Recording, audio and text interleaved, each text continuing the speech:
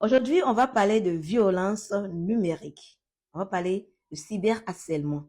Oui, le fait d'insulter quelqu'un dans les commentaires, le fait de le dénigrer, de le maltraiter, le fait d'utiliser l'image de quelqu'un sans son consentement, le fait de menacer si facilement, le fait de faire du revenge porn, d'utiliser des images ou des vidéos intimes de quelqu'un pour se venger d'elle. Tout cela, c'est de la violence numérique et ça fait mal.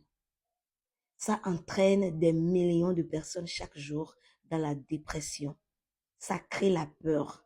Ça fait que parfois, des gens pensent au suicide et y vont même. Alors, si nous savons tous comment ça fait si mal, pourquoi nous continuons? Eh bien, parce que la violence numérique est insidieuse, elle n'est pas visible. Ensuite, parce que c'est facile. Derrière l'écran de notre téléphone, de notre ordinateur, on se sent toute reine ou roi et on envoie les insultes facilement. Ensuite, parce que les victimes ne se plaignent pas. 15% des personnes qui ont vécu une violence numérique n'ont pas fait de plainte. Alors même que depuis 2017, en République du Bénin, il y a une loi, un code du numérique qui existe. C'est disponible sur les plateformes numériques. Vous pouvez les consulter. Et moi, en tant qu'activiste contre les violences basées sur le genre, tous les jours, je subis de la violence numérique. Tous les jours.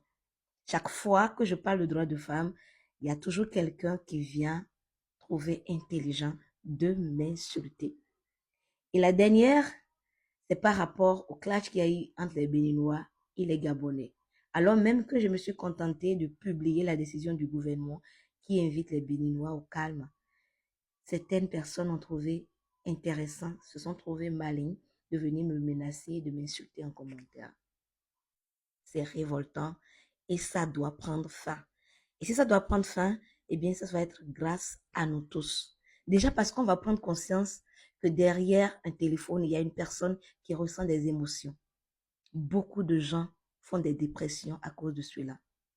Il y en a même qui se suicident. Alors, nous devons traiter les autres comme on voudrait qu'on nous traite. Et ensuite, nous devons savoir que c'est pénal. Vous pouvez aller en prison à cause du cyberharcèlement. Oui, vous pouvez aller en prison à cause du cyberharcèlement. Et il y a plein d'exemples sur les réseaux sociaux. C'est pourquoi, lorsque mon équipe a proposé qu'on fasse une campagne sur les réseaux sociaux, sur zéro tolérance de la reine, safe online, je me suis dit oui, il fallait le faire.